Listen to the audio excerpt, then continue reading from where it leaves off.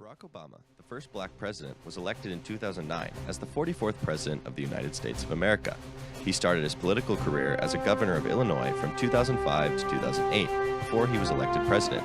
After he was elected, he immediately got to action, working on tackling the global financial crisis. In Obama's second term, he took on climate change by signing a major international climate agreement.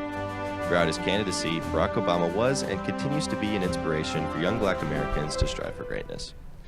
Good morning, DP. Today we're celebrating soccer moms versus barbecue dads. Cal's Kitchen fundraiser, sports, SBIFF and NFHS. So let's get started. I'm Aiden Myers. I'm Johnny. This is DP News. And it starts now.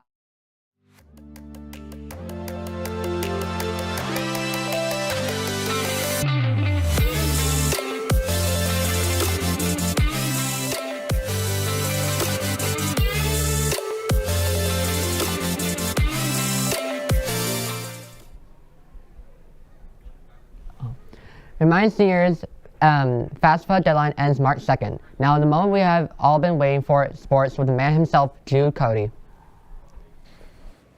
New seasons are here, so that means more dubs. Our boys volleyball team opens the season on the road with a victory over the Oak Park Eagles. Neither team got too far away from each other as the whole match was pretty tight. Neither team was going ahead by more than 3 or 4.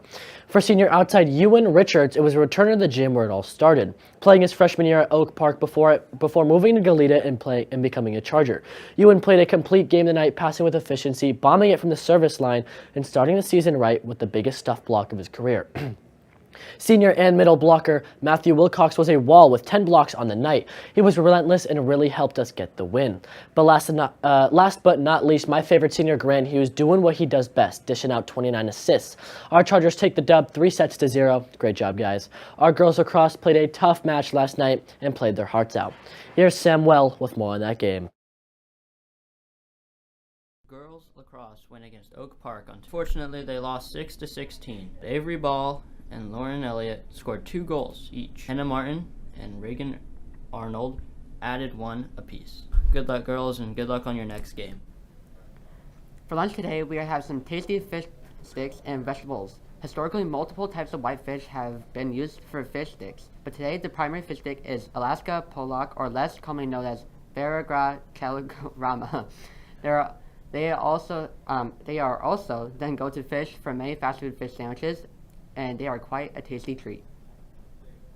Our boys baseball team lost their final game in the Eastern Tournament by a score of 3-4 against Westlake today. Cal Spink started on the mound and pitched a brilliant 5 innings, striking out 7 batters while only allowing 1 walk.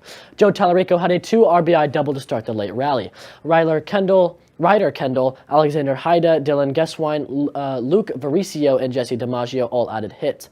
An overall great team effort by our boys, and y'all will get them next time. Last but not least, our boys lacrosse team took the keys and the van and headed out to Oak Park for an away game. Oak Park came out fast, building an early lead, but Dos Pueblos responded, coming back from as many as 4 goals down to tie the game with 3 minutes left in regulation. Oak Park scored with under 2 minutes left, and DP wasn't able to get the equalizer in time. Brothers Daniel and Jack Finner each scored 3 goals, with Daniel adding an assist, and sophomore attackman Vince Creasa scored 2. Sophomore faceoff specialist Caldenier dominated at the X, going 14 of 17 and giving DP more possessions down the stretch. It really was a close game, but keep your head up, boys, and go grab some more W's.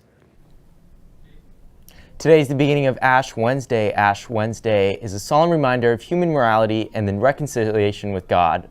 Many denominations practice it in different ways.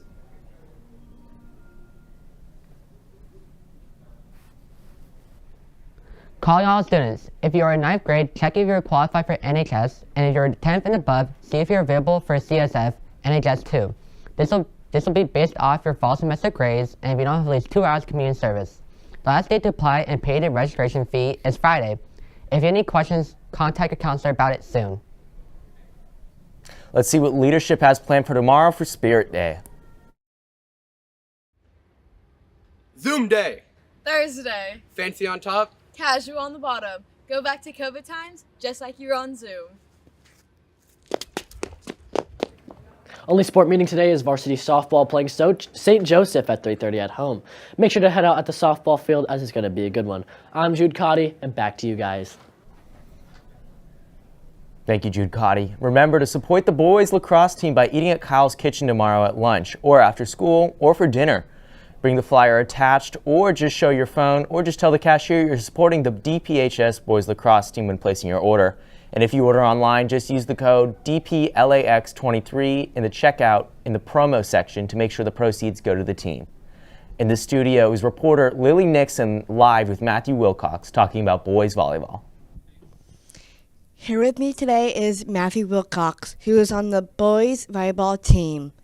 What position do you play? I play middle blocker, which is mainly just hitting and blocking. Cool. How did the game go yesterday? It went really good. We won in 3 sets, which is the best you can do, which is a sweep. Cool. What's the best piece of advice you've gained from your coaches?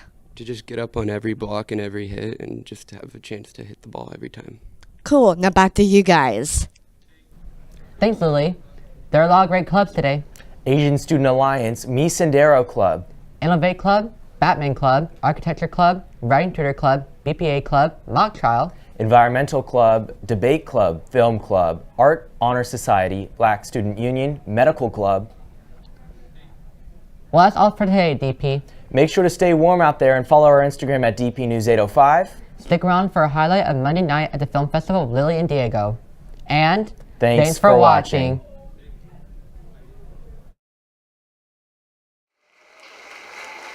Hi, my name is Diego Vargas. And I'm Minfang.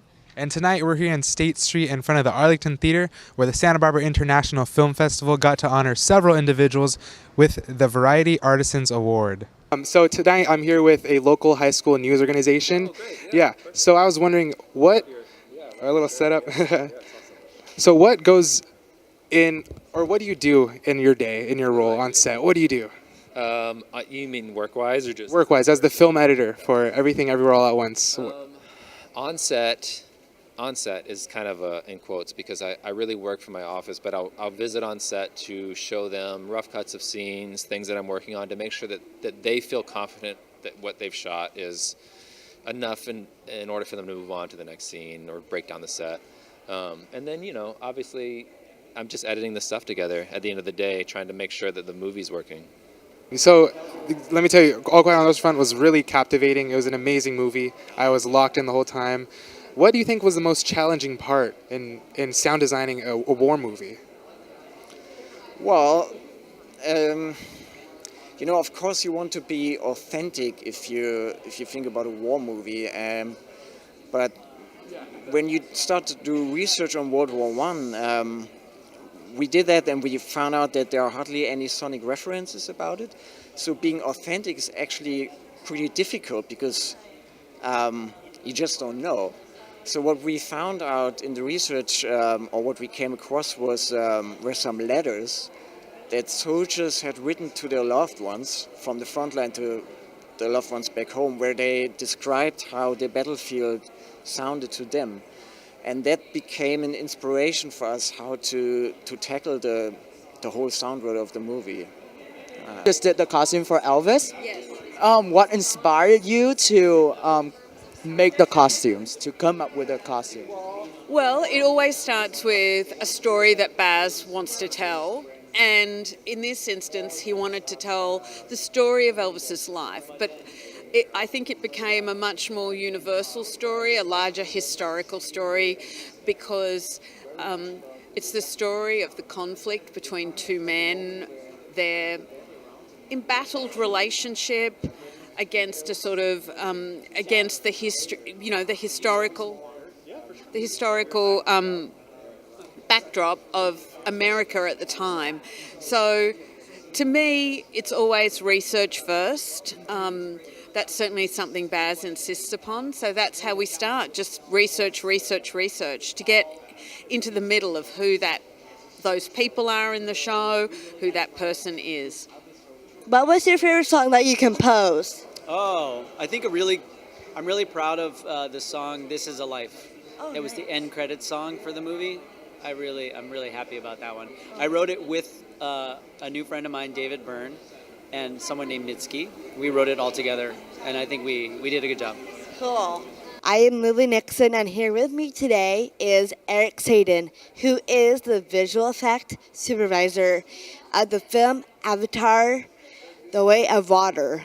What was your favorite kind of visual effect?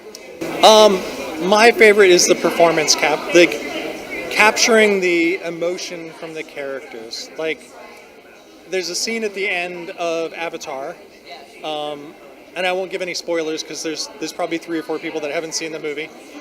But at the end, all the family's out on the rock, and Zoe is giving a great, huge performance, and everyone is giving this great performance. Sam Worthington is very stoic, and it's just this great performance of everybody. And seeing that performance on the CG characters really was amazing for me. To have people feel for it and go see it for the first time with an audience and have people actually see people crying in the audience was pretty amazing. Yeah. Reporting from the Arlington Theater, I'm Diego Vargas. And I'm Minfeng. For DP News.